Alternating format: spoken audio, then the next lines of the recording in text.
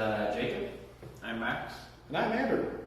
It's a vending machine. It dispenses a red ping pong ball, and a blue ping pong ball based on 2 different codes you enter. Alright, I'm going to show you the basic idea of how this works and what it can do. So, if you come over here, you can see on the side we have a beautiful portrait saying that we have 1, 2, 3 to dispense a red ball, or in a code 4, 5, 6 to dispense a blue ball. Now, if I come over to the keypad, we go ahead and type in 1, 2, 3. Blue light went off, something dropped. After a few seconds, the light turned green. That means we can now open up this flap and come and take our red ball out from the vending machine. Do that now. Now the light has now turned blue again, meaning that it is ready for the next input, so we can now type in 4, 5, 6. Ball drops yet again. We wait a few seconds as it analyzes the ball. The light turns green, signifying that it is indeed a blue ball. And we once again can pull this out from the machine and wait a moment. Now, if you decided to either double tap a button and press it twice or input a wrong code in general, no big deal, because instead you type in 1, 1, 1. You get an annoying alarm blaring in your ear. So, if the machine is loaded improperly, as the right side over here was a blue ball, we're now going to put the red ball loaded into the back here, into the blue side, and the blue ball into the red side. And we're now going to input the same code of 1, 2, 3, which should be a red ball. However, a blue ball is now loaded into this portion. You will now notice, after a couple seconds, the LED is now red, signifying that this is the incorrect ball. And now after a few more seconds, it's again ready for another input.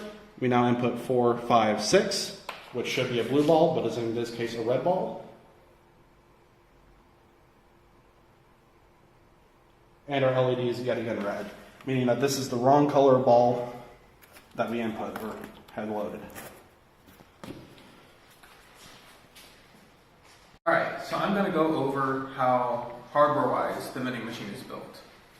So here we have, starting off, we have lights under the tray to light up the tray whenever a ball is dropped. So the camera has enough light to sense the color. With the light, we have a photo sensor here telling the Arduino and Pi that the lights are on, there's a ball in the tray, so then it knows to turn on the camera and run the code. We have all the LEDs hooked up as if they're one LED through a breadboard in the back, and that's over to the Arduino. Talking about the red and blue ping pong balls, we have 2 servos operating little doors to release them, and those are also attached over to the Arduino. Hooking the Arduino to the Raspberry Pi, we're running that over a USB serial connection, where whenever the Arduino sends a command, so if a red ball is dropped, it'll send a command to run red ball code and look for the red ball. And if a blue ball is dropped, it'll send a command to look for the blue ball all over serial. The Raspberry Pi then takes the picture with the camera on the top, analyzes the picture, and then returns all of the data that you saw in the demonstration. The way we interface with the vending machine is through the membrane keypad, the RGB LED, and the buzzer. Those are wired up all to the Arduino through the digital pins. Alright, so onto the code now. So for the Arduino code, the main takeaway from this is with the keypad you have here, the user will type in a code which will actually be looked at down here. If your code is 1, 2, 3, then run this code. If it's 4, 5, 6, you run this code. Now, the functions that actually find those characters are these right here. And quickly, let's just take a look at those type of functions. So all this will do is basically just waits until something is pressed, and then it sends it back.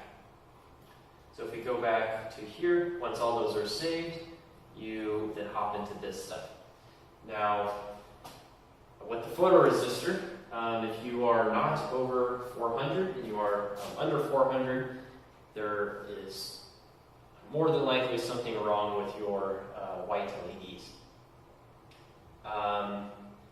As well as the most important function probably of this whole block is this right here, which waits for a response from the pod.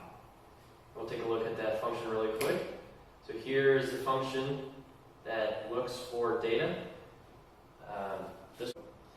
So the stuff with the pipeline code, here's all the libraries that we had to use. This will take the picture in this resolution. And right here we just keep on waiting for stuff from the Arduino until we get something, then we save to X. If the string that is sent is red ball, or if the string that is sent is blue ball, then we run those specified blocks of code. And the way that we actually look at if something is red or blue, we use this function right here, in range HSV. These are the values for red, and these are the values for blue. And then we create a histogram, and we look at the values. If they are completely similar, so all black pictures, then a 1 is sent, or a 0 is sent, and if they are obviously different, then a 1 is sent. All right, so a big question would be, how can we use this in our world today? With the technology advancing as much as it is, what is this thing's purpose? Well, we can easily implement things in vending machines we have around campus that actually analyze items you buy and make sure you get the right product. So in the process of making the vending machine, we ran into a couple problems. One of which was, how do we mount the ramp that holds the ping pong balls? What we decided to do is use Hot Wheels track and attach the cardboard to that, so then it can just be held up by like the back of the box instead of having to like support it underneath and having that like create a mess with the wire.